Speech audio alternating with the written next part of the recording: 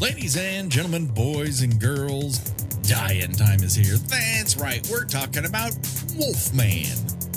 Drop the it's cleaner. On Kill by Kill. Well, greetings and salutations, Internet.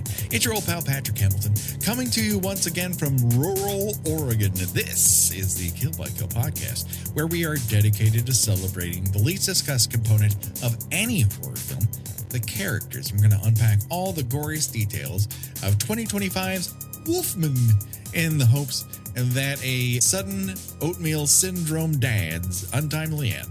It's just the beginning of the jokes we might make at his expense. And as always, there's only one person I trust to just let me bite deeply into my arm if it itches already. The one, the only, Gina Radcliffe. How are you doing today, Gina?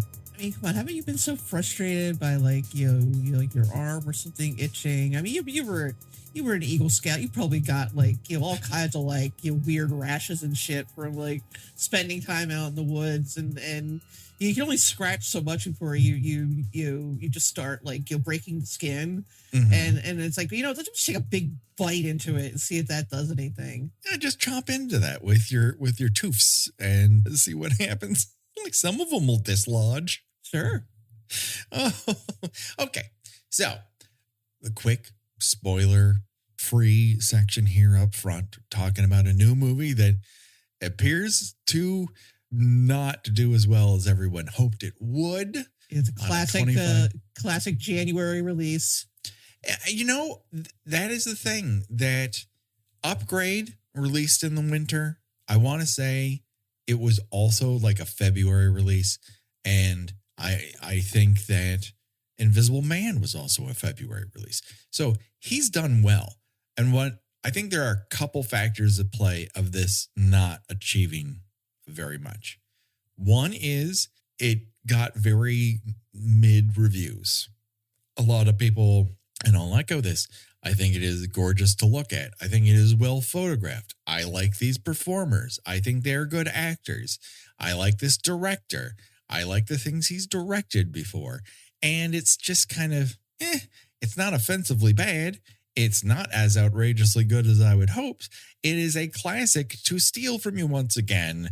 Gina Radcliffe, trademark. It's fine.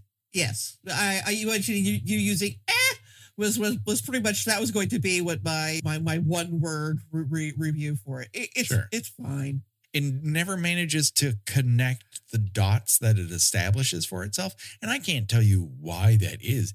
It's not 2 full hours and it's not 90 minutes. It's square in between.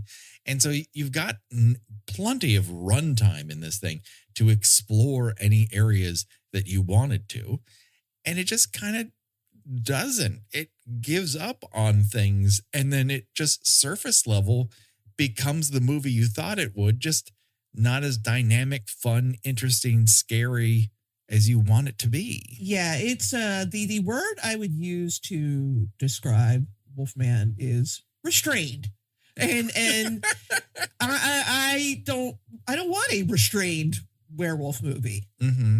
I'm not going to get into. We'll wait to when we get into spoiler territory. But yeah, you are absolutely right that they are. There are a couple of threads that are gently placed in front of the audience, and here, pick this up, and then you found the end of the thread. We're not doing anything more with this, and we decided to cut this off. We're moving on to other things, and I see and appreciate what they started to do, but there's virtually no follow through on anything, and it's fascinating to me. I really wanted to love this, and even though it was getting middling reviews, and you got to see it a little bit before I did, and you're like,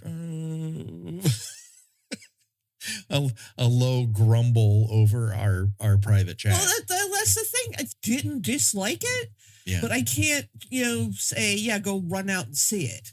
It's a real bummer because there are so many things going right for this that I'm a little flummoxed as to how I would say it could be resolved in a satisfying manner. It just never reaches that point. It never tries to. And what it is trying to do, I think, is an interesting swerve to make a Wolfman movie intimate and very personal. It's full of goopy monsters, and I like goopy monsters.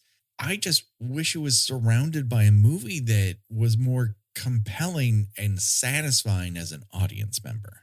Right. Exactly. Yeah. So I would love to dawdle here to give people who haven't watched it yet more of a runway. But to be honest with you, to really dig into this bad boy, we gotta spoil it. So you know our feelings about it. You can pause here and wait till you've watched it yourself, or you can just listen to us talk about it.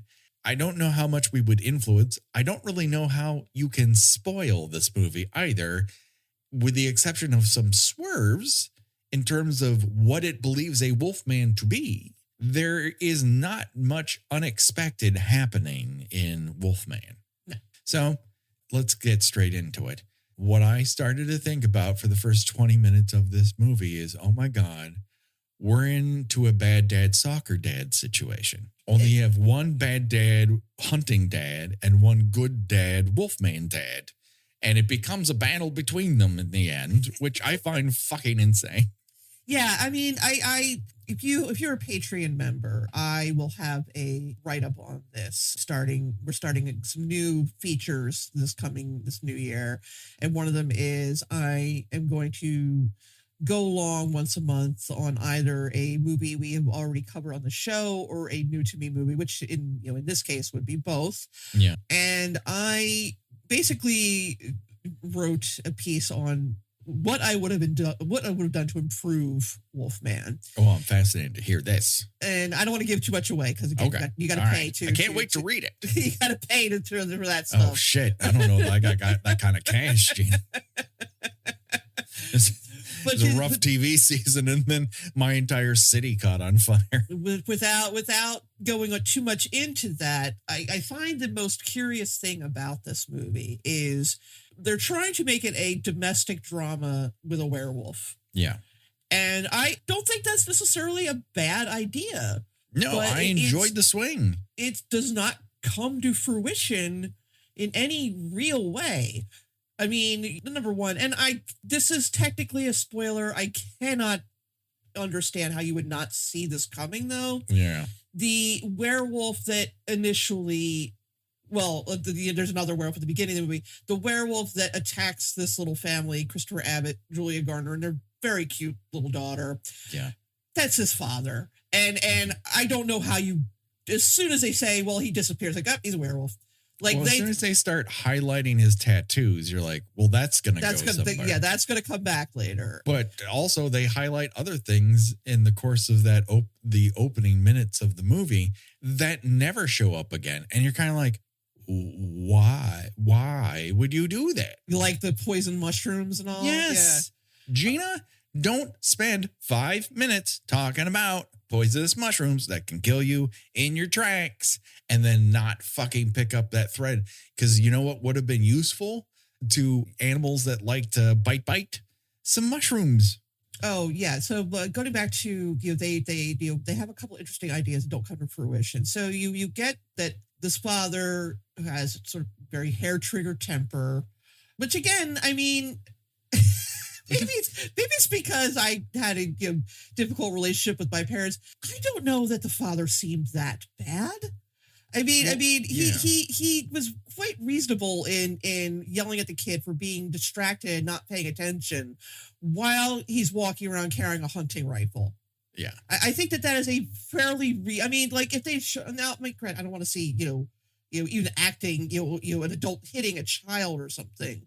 But a lot of it is insinuated that he had a very dysfunctional relationship with his father.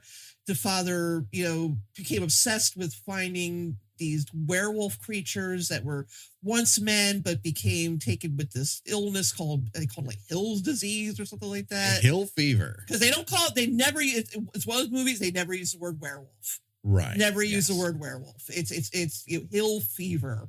Right. So he becomes obsessed with the creatures that are giving this to people, and eventually becomes estranged from his son, who grows up to be Christopher Abbott.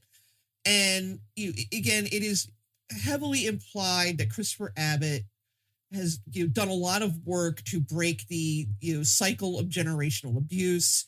He's a stay-at-home father, very close with his little daughter.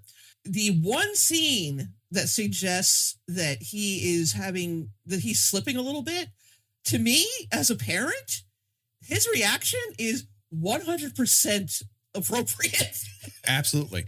Oliver did this on 42nd Street along those exact barriers, these plastic barriers usually filled with water, and in front of like construction areas so that it bumps out where people can walk along the sidewalk or keep cars from parking there or whatnot.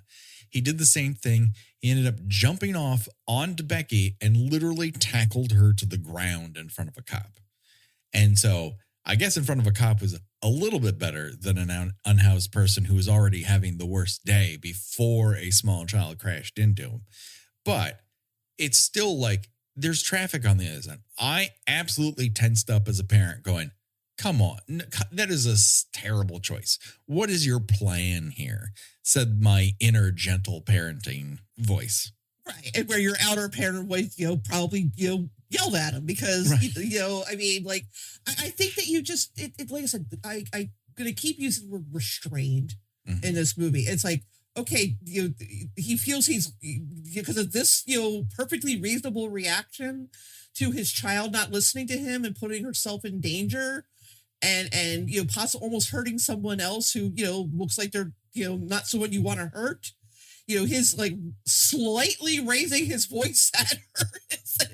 But she also completely blanches.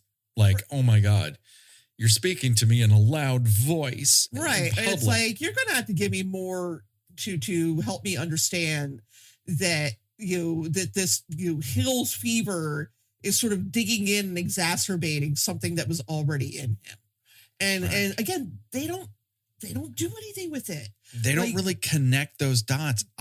When the two scenes are put next to one another like that, as you would reasonably do, my first reaction is this a werewolf movie about parenting styles? Because that's not very compelling. And even after that point, even though he's very troubled by this interaction with his child, it's like, dude, she's like 8. This is the first time you've raised your voice at her. It's a little wild. Yeah, but like there's no further pursuing of that. Like even when he is starting to change, and I guess the most unique thing about this movie is that there's no big, show-stopping transformation scene. It's sort of a very slow over a period of hours. When you think about businesses that are selling through the roof, like aloe or Skims, sure, you think about a great product, a cool brand, and brilliant marketing. But an often overlooked secret is actually the businesses behind the business, making selling, and for shoppers, buying, simple. For millions of businesses, that business is Shopify. Nobody does selling better than Shopify. With Shop Pay, that boosts conversions up to 50%, meaning way less carts are going abandoned and way more sales happening.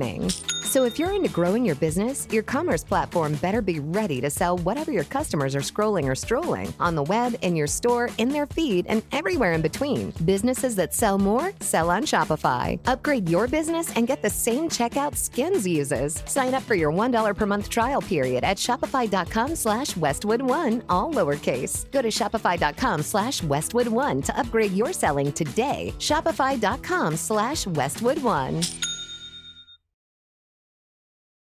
Now, I'm not the first to compare this movie to The Fly, sure, because I think that is a very deliberate homage, if you want to call between it that. This and the substance. The time of Cronenberg's The Fly has come. Right. I mean, we got more teeth falling out, we got more nails breaking off, stuff like that.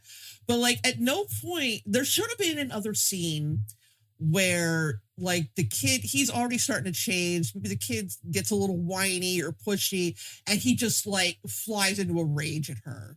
Yeah. Like you need to have him go from like a 2 to like an 8 on like the, holy shit, what's the matter with you scale. But there's this gets into the entire philosophy behind this syndrome. Now, I want to say this right up front.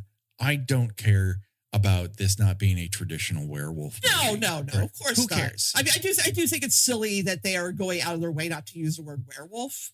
Yeah. But whatever, it's fine. That's a thing that horror. But the end movies result, like to with do. the exception of his overbite, his under overbite, whatever that is, he doesn't appear to be much of a werewolf either. So using it, he resembles more of a crazy zombie with sudden oatmeal syndrome. And you're right.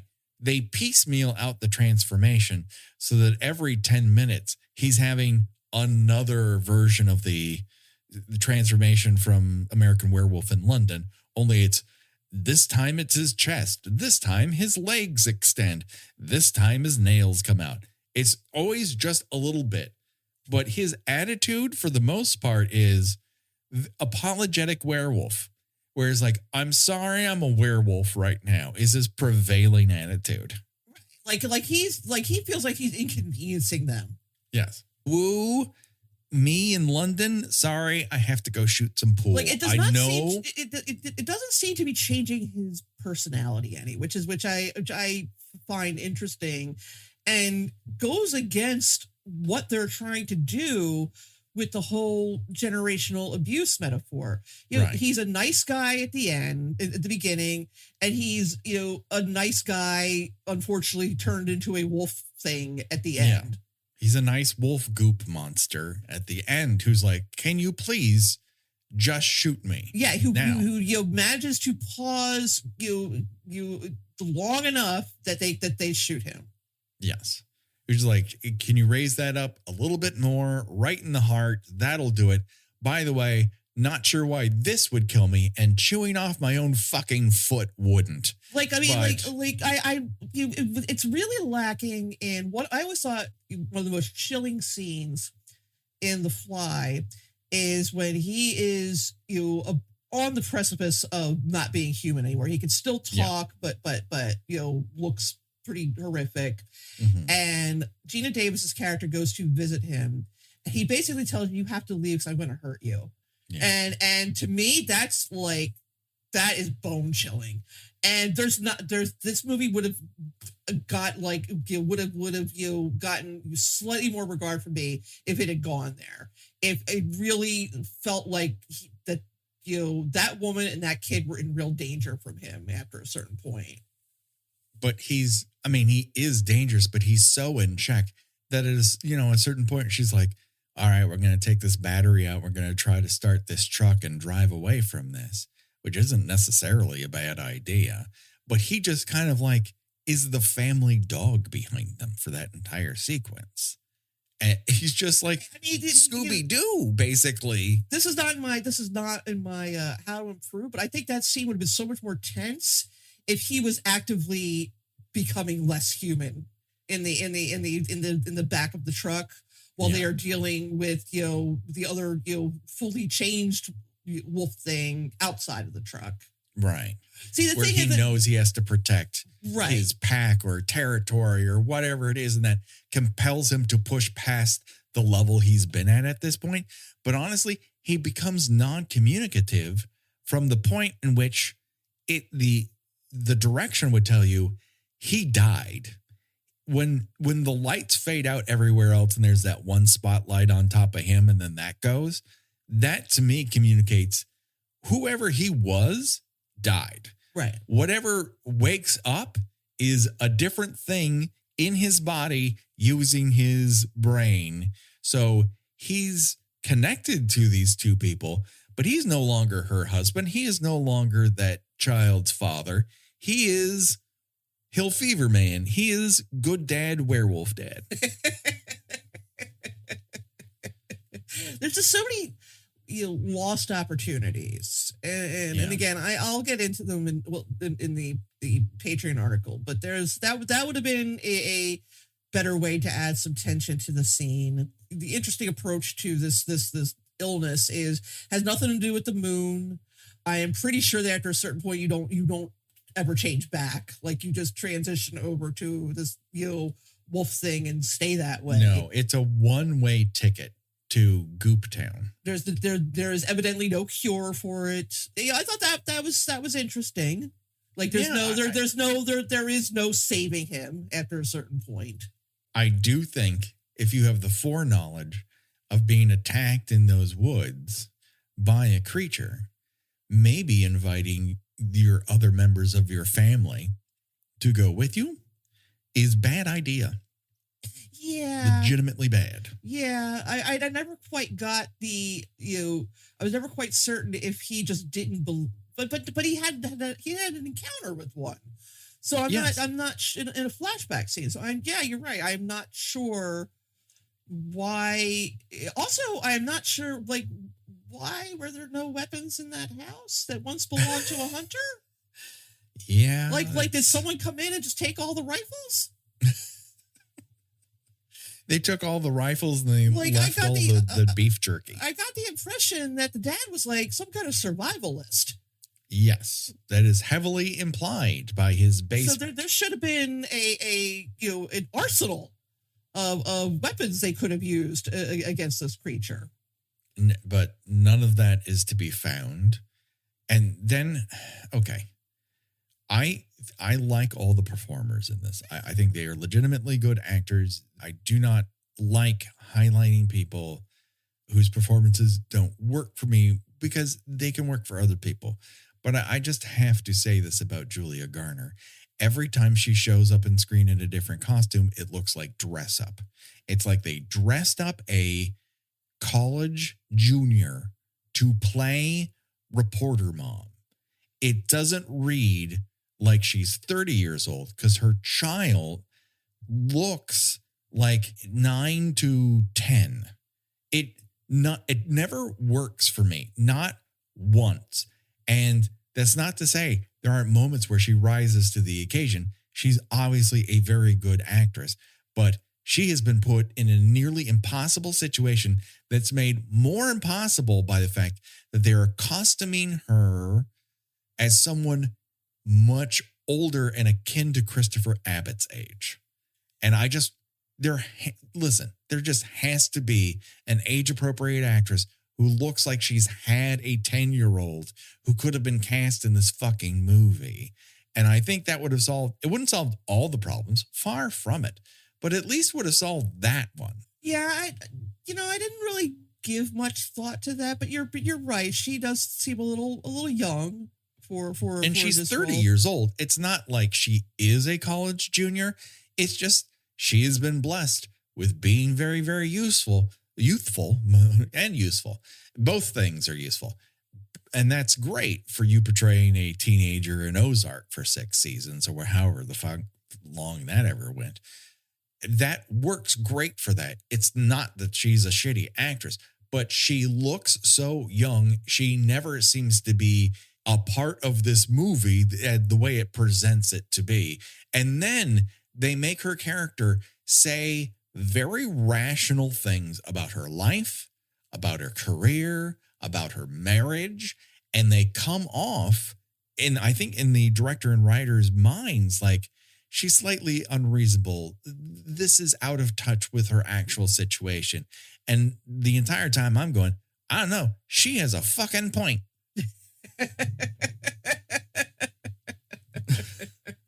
Like, she's like, I don't feel like I have the same connection with my child that you do because you get to be at home with her because you lost your job. And I don't begrudge the fact that you are a full-time dad at this moment in time. Our child obviously benefits from it, but I can't say that I'm not jealous. And it's almost as if the movie's trying to say, see, she's disconnected because she works. No, she's saying a very rational thing about a real situation in that company, in that couple's life. And I don't think it's bad. I don't think it's dishonest. I think it is absolutely honest to the situation. And the movie seems to think it's proof that she should have her husband werewolfed. So you want to be the most important parent in her life, huh? Okay, well, you're gonna get it. Now he has werewolf disease.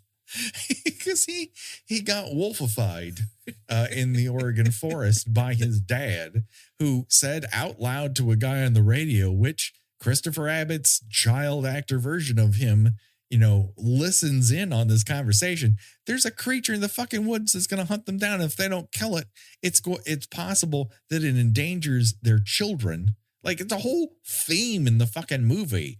And then he just gets on in life, is like, that's probably over with. Let's head there. Let's say 3-4 o'clock in the afternoon. They probably caught that thing by now, right? There's no way that could still be going on. Certainly not. After years of my father being reported missing, and then they just decide one day to legally call him dead. I also appreciate when they run into, I guess it was a kid he knew growing up who is still living there and is also obviously an adult, who is kind of standing watch inside a deer blind. And at no point in time does Christopher Abbott say, "Hey, I'm still looking for that thing." You're not looking for that wild ass creature that nearly kills us. He never asks him at all what he's looking for, because the guy is standing there with a rifle and obviously watching for something. And nobody says. Julia Garner is saddled with the wildest fucking reaction to the fact that he has a hunting rifle and standing in a deer blind. Like, we're going to get carjacked. What the fuck are you on about? He obviously knows this dude. Yeah. She's like, "You're going to let him in?" It's like, yeah, what do you think he's going to do? I don't know how to get to this house. And he does. But you would think that he would even obliquely say that those old stories, those aren't still true, are they? Kind of hint, don't scare them, but it's gone, right? But no. It's a very, very weird setup that at that point of when the accident happens, I'm personally going, where is the Zaz here? Because we have a director who has found ways to reinterpret these cultural genre movies in really interesting ways. I know he likes to call Upgrade his tribute to things like The Hidden and Terminator. To me, it's always been the greatest mashup of RoboCop and a revenge-o-matic like Death Wish. Right. And then you have The Invisible Man, which takes that mad scientist element and makes it more personal of what if you were married to that mad scientist and you finally get away. And wouldn't you know it, he has the ability to make you seem crazy and guilty. He is literal gaslight walking in the vast majority of the movie. And it's so fucking interesting throughout. Both those movies are absolute rocket ships. And Invisible Man obviously is more quiet than Upgrade is, but it shows that he has the fluidity to put these disparate elements together and make something interesting out of them when other people would just go, yeah, robot guy and man with invisible suit. And he's like, that's the plate that I put this interesting meal on top of. And he brought the plate to this one. I just didn't really care for the way he combined the ingredients that he put on top of it. Right. That's what I'm saying. That I get what he is trying to do with the abusive tendencies being akin to that of being a werewolf or a wolf man. Mm-hmm. But they don't pursue it enough. Yeah. And I don't know if maybe they were reluctant because it would not keep the audience on Christopher Abbott's side. But I'm not sure. They just seem very reluctant to go deep on it. Yes. They want to introduce it and they want the benefit of it being introduced without the wherewithal and of actually delivering. It's expecting the audience to do a lot of the work as to what they're trying to say here, without illustrating it. And it does that very unsatisfying thing. It's been said many times, if you let an audience figure out what's going on screen before the movie tells you it, they feel smart and engaged. But if you introduce a bunch of elements that you never follow through on in a satisfying way, it leaves the audience unsatisfied. And I am not happy to admit or find out that Wolfman is the latter and not the former. Right. Well, there's one sequence where the little girl asks Julia Garner what's going on, and Julia Garner basically says, well, I'm completely massacring and paraphrasing this line, that your grandfather had a disease and he gave the disease to your father. And it's like, I know what you're doing here, Lee Whannell. I get it. I know that he, quote unquote, inherited his father's problems, and that the problem is actually a hair trigger temper, which he does not exhibit at any point during this movie. Again, I cannot state enough that raising your voice at your child because they are doing something dangerous is not abusive behavior. I'm sorry, it's not. I mean, I realize we're all, Twitter and Threads brained into thinking that, if you're not gentle parenting at all times, you're going to ruin your child's life and be estranged from them when they're adults. But sometimes you got to get a little loud with your kid. You do. Right. Because kids will do things like climb on shit they're not supposed to climb on, or I don't know, run into traffic. They do. All kids do these things. And you have to get a little sharp voiced with them sometimes. No, you don't have to spank them. You don't have to put your hands on them. But, again, slightly raising your voice, which is all he does. He doesn't call her a name. He might have slightly cursed at her. I think he said, God damn it. And it's like, okay, you know what? Saying I'm pretty sure I'd said worse than God damn it. I said worse than that today. Yes, I mean, it's like, no, this is not me admitting that I was like verbally abusive to my child, because I wasn't. But also, again, raising your voice and saying, get off that thing, God damn it, is not, oh my God, he's giving in to his father's worst impulses. Right. I think this thing that it's trying to get across in this sort of post, lockdown world where, and I don't want to speak necessarily for Ollie, but what was very, very true is coming out of that, he was exceptionally nervous going back into a school environment after basically missing, not being in class for the entirety of his 5th grade year. And so going into a new school, in a middle school, he was very anxious about it. It manifested in a number of ways, and he's worked really hard to get past that to the point where it's not really an active issue, but is absolutely understandable after a long period of time in which he would ask, why am I not going to school? Why am I not going there, here, there? Because being at home right now is the safest place we can be for you, for us, for other people. It just requires us to do this for a little while. And that wormed its way into his brain. But I never felt like I had to do what Christopher Abbott does in this film, where he turns to his daughter after this accident and said, I never wanted anything ever bad to happen to you. And now you've been scarred by this car crash and this event that happened afterwards that is very, very scary. Like, yeah, it sucks that they were involved in a car crash, but as of right now, the family element are safe.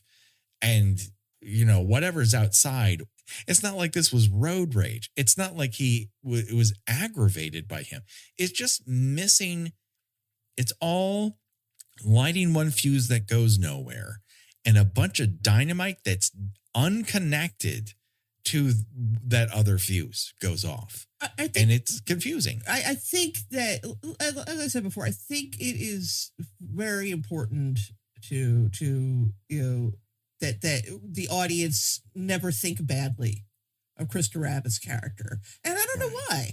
I think that it becomes a more tense and frightening movie, to see him lose his grip. Like I never believed for 1 second that he would have actually hurt them.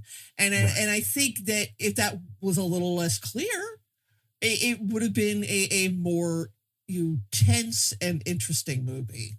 Yes. If he had, in the stress of this situation, acted out a bit more and yelled and panicked a little bit and started to regress to a state of the way his father made him feel, would be understandable without him fully going into, I need to smack you around territory. There doesn't need to be actual abuse.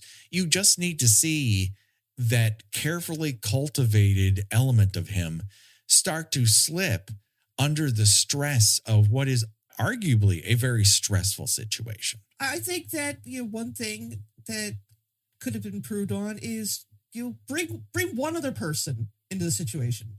Bring a sheriff or a forest ranger that he loses control and kills them. Who checks them in, like, just before dawn, who checks them in before they travel out, like, oh, no one brings a moving van out here.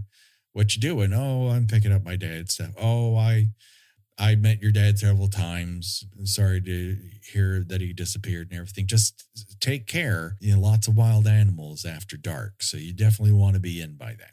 That's all you need. Right. And then for that person to show up, I'm just checking on you. Oh shit, I got torn apart by a fucking werewolf. That would have helped. You could even, it really, really would have. You could have even made it so you're not sure if he did it. Right. But that the wife of the kid stumbles across this torn up body. And, and then now there's what, did he do this or did this other wolf creature do it? You don't even have to have him do it, if you still want to keep the audience on his side. Yes. But the only kill he does is in protecting his family from an already established, creature who means to do them harm. Yeah. And I'm just like, this just doesn't this is not keeping me. This should be keeping me at the edge of my seat. This is not keeping me at the edge of my seat. Well, he just never comes across as big or direct a threat as what is outside. And even when it's possible that he might have killed that other wolfman outside, she's like, okay, you did your business. Now you can come back inside. Like, why, lady? Why? Because you stood up to him once before when he barely just came up and sniffed you hardcore. There's just not enough extremes. I don't think it has to be like The Shining meets the Wolfman. But I don't know. I would have enjoyed that a lot more.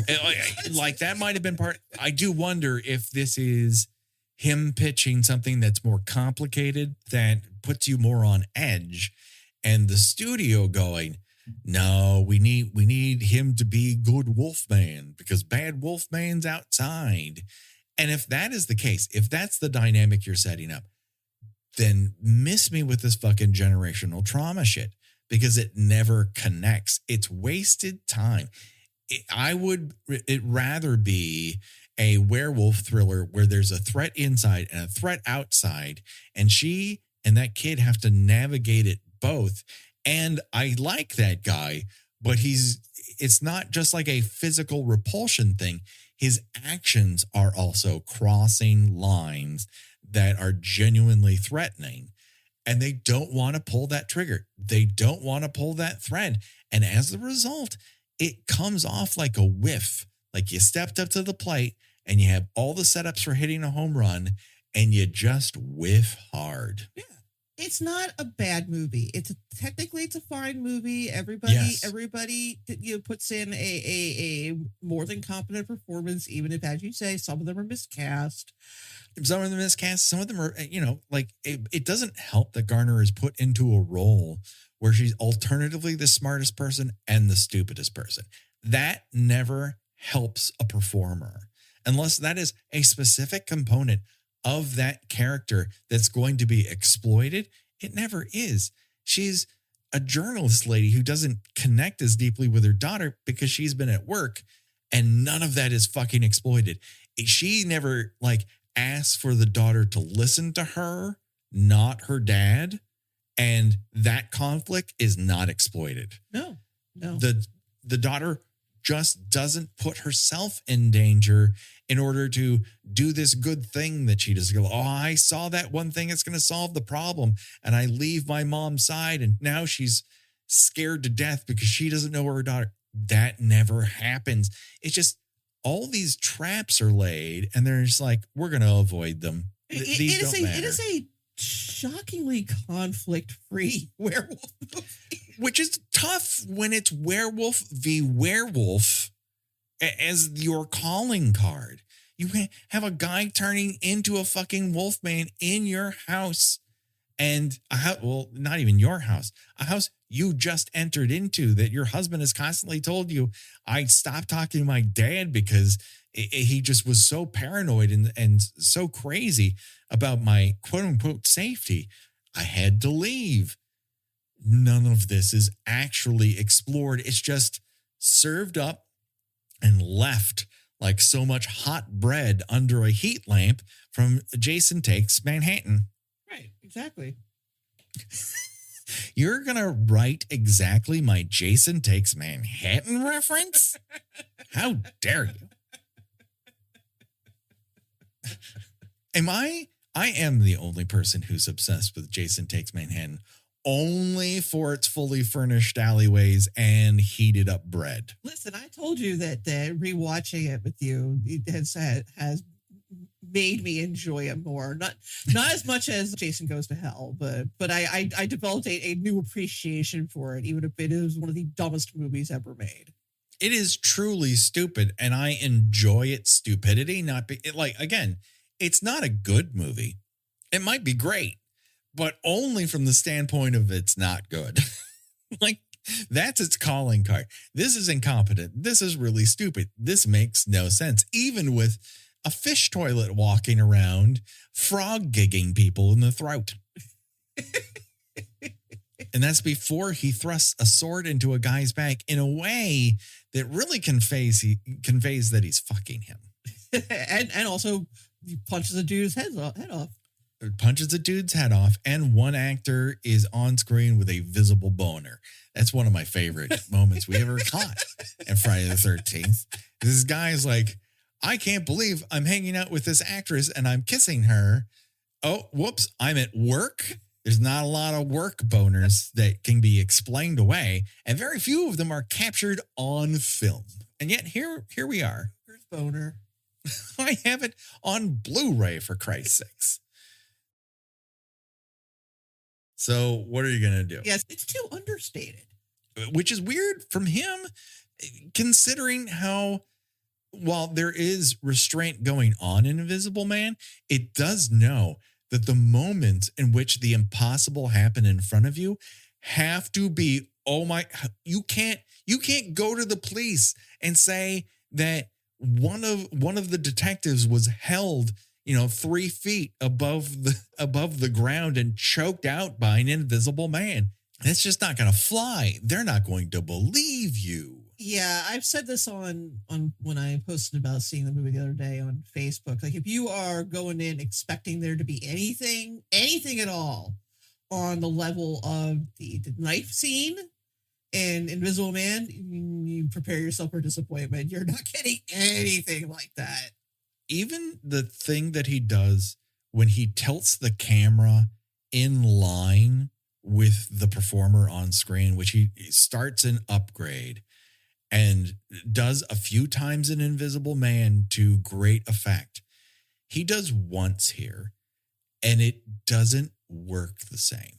It's just a guy teetering and then eventually dying on screen. It's very, I don't know, it just feels mournful. Like, oh, this tragedy of this guy. It's trying to make it more of a tragedy than a horror movie. Yes. I will say that the flashiest it gets is apparently when you turn into this wolf creature, you start seeing everything through a blacklight filter. Exactly. So everything becomes a Korn music video from 2007. Everything becomes like a velvet Jimi Hendrix poster, and I think that in certain moments it's an interesting effect because as he is becoming less human, they are looking less human to him. Yeah. Like he can't understand what they're saying anymore. They're all sort of Charlie Browning him out on him after a certain moment. Yeah, and like they're like everything just sort of it's it's like Wolfen-Vision, where I guess it's sort of like a heat vision kind of thing. Like it's sort of that, but with bisexual light. Right, with bisexual lighting, and everybody's kind of a little blurry. And like they've got the dead lights in their eyes, right, and distorted, and I do think there's a couple scenes where they're talking normally, and that kind of sort of transitions over to how he's hearing and seeing them. I think that's kind of cool. That's kind of cool. I wish there was more of that kind of thing. Yes, and that he was communicative for a little bit longer. That it gets to the point where he loses words. Or he mispronounces things. Yes. Or it goes in and out. Just a little bit more of that interplay so that maybe he gets so frustrated he can't hear them that he punches a wall. Yes, or exactly. Acts out violently. And you're like, oh, shit. There's actual tension going on here. And it's sort of, in a weird way, like what people complain about. I don't have a problem with it, but some people do. That there are too many nice comedies where it's not making fun of people. It's just like this person's playing a game, like Babes. I don't know if you saw Babes. No, but I've heard of it. Yeah, but there's no bad guy in Babes. There's no villain. There's no cartoonish person who's trying to take over a company or push somebody out of their position, and that's the tension that's there. It's all just interesting games that people are playing for added comedic benefit. And it becomes so much more real to me of real life that don't have cartoonish villains. I don't need that in a Wolfman movie. He needs to lash out at certain points. He needs to violate their trust. He doesn't have to be physically abusive. He just has to show that he's not himself and more than just like mournfully quivering in a corner. Right. Exactly.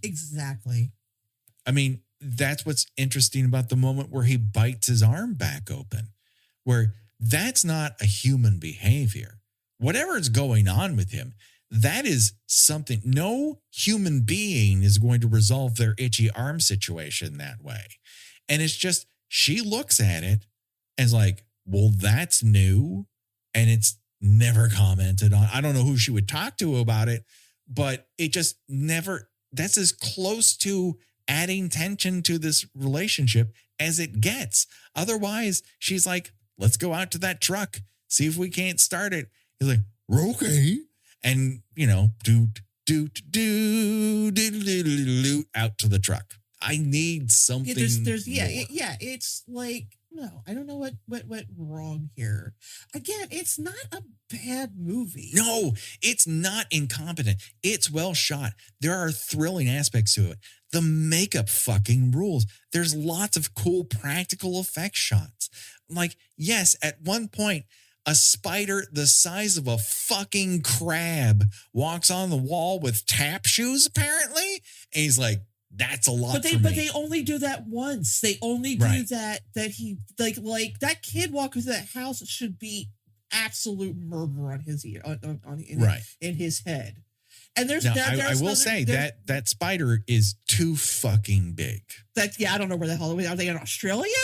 That spider is wearing toddler shoes. It's abnormally too fucking big for North America. God help me, I'm sitting there hoping, is he gonna eat it? I hope he eats it. Oh man, he didn't eat it. He didn't eat it. He's not hungo. I'm gonna pop that thing in his mouth and then be like, oh, why did I do that? Why did I do that? I don't know that wolves see a spider and like, I gotta get that in my mouth necessarily. Dogs will eat anything, so sure. But that's like the only time that they did that, he's got his sense of hearing is suddenly like very acute. Like, Yeah. like every time the wife and the kid, you said something from that point, should have been like a fucking orchestra in his head. Like everything should have been too loud. As you said, there's a restraint problem in that there's just too much. There's too much restraint. It never fully commits to what I think is an interesting setup. And I wish it had, because I like everybody involved and there's so much to like in this fucking movie.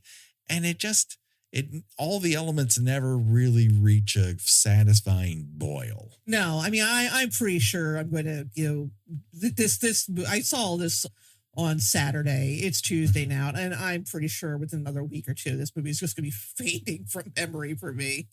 Well, that is the other element that I don't think is getting nearly enough credit in terms of, and I wonder how this is going to play out. But this is going to be weird for me to say, there are too many horror movies right now. Yeah, they're front loaded. It's weird. I want to see this at a 9:00 show at my local AMC. So it's an AMC, baby. So it's got to play a half an hour of trailers. I love trailers, Gina, but even I am like, there are too many fucking trailers in front of this movie. I got Hellraiser, the special presentation, which cool, great. Until Dawn, which I am not against. I might want to see that movie. I have no idea what the actual video game is about. But the director is the guy who did Annabelle Creation and the first Shazam. And I like that guy. I don't think he should have been caught in Shazam hell, but he makes good horror movies, and maybe it will be good. Then they gave me the Working Man revenge thriller thing, which is also the words human trafficking are said like 6 or 7 times. I think I got that one. You're fine. Then The Monkey, which again, I don't want to see any more from this movie than I already have. I'm whole pot committed to The Monkey. Yes. I think it knows exactly what its tone is. They're actually selling that tone. Whether or not people want to show up for that movie is up for debate, but I am so excited to show up for that movie.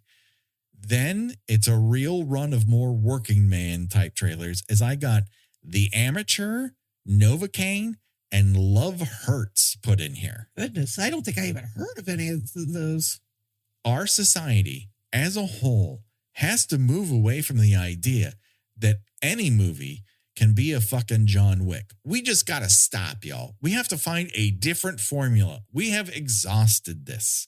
I don't want to see anyone else do it anymore. And now you've got all sorts of fucking people doing it. And I don't want it. I got all horror when I saw it. I got a Companion, which I'm baffled by how Companion is being marketed.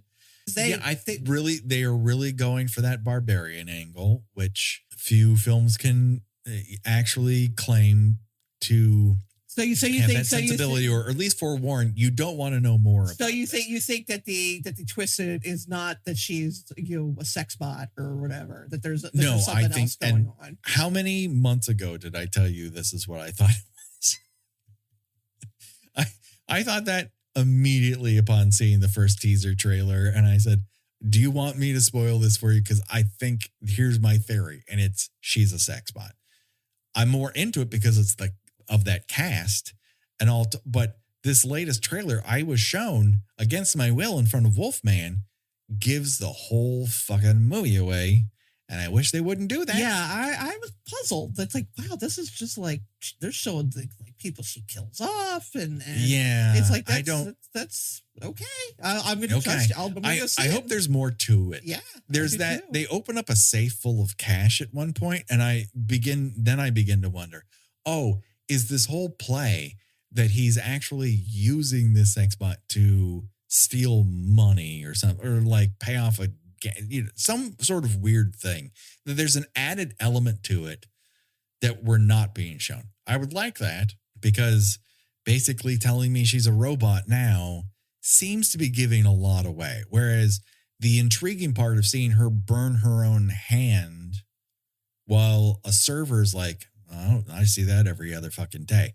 That is like, I don't know what's going on in that movie, but I am intrigued. Right. 2 more trailers Holy because shit. it's AMC. The Woman in the Yard, which looks interesting.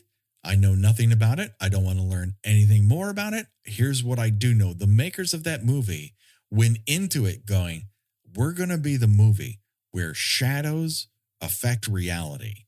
And then they went to go see not Heretic. They went to go see Nosferatu, and they're like, oh no. Someone used that trick to great effect. But it's PG-13. It could be a fun ghosty creature supernatural thing. I'm hoping for the best. Lots of good actors in it. Cool. And then the trailer, I had no idea this movie existed. Drop.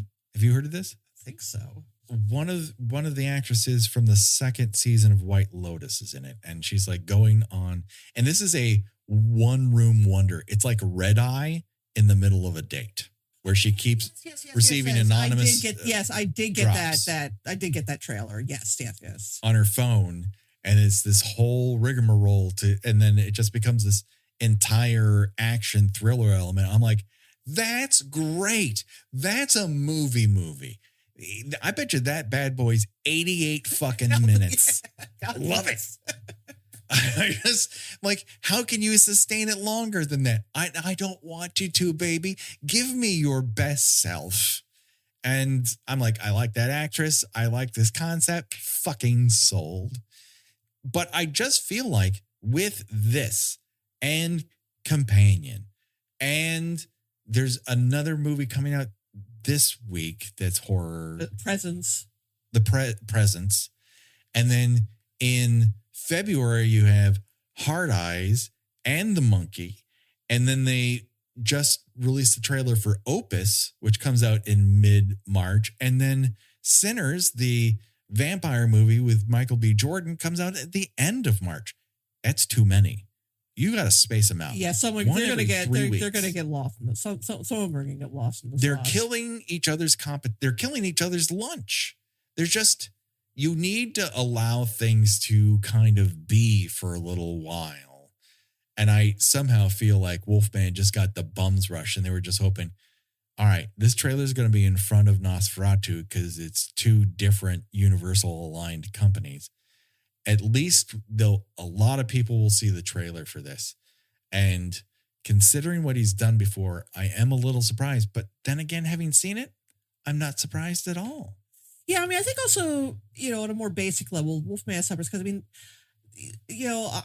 know who the actors are in it. But generally speaking, I don't know that Christopher Abbott has, marquee name value.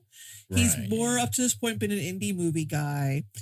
Which is, my running joke in the group chat about this is I was a little disappointed by how restrained this movie is because Christopher Abbott in a lot of his movies plays a weird little freak who gets into like weird sex stuff, and like he was in the movie, oh god, the really violent Brandon Cronenberg movie.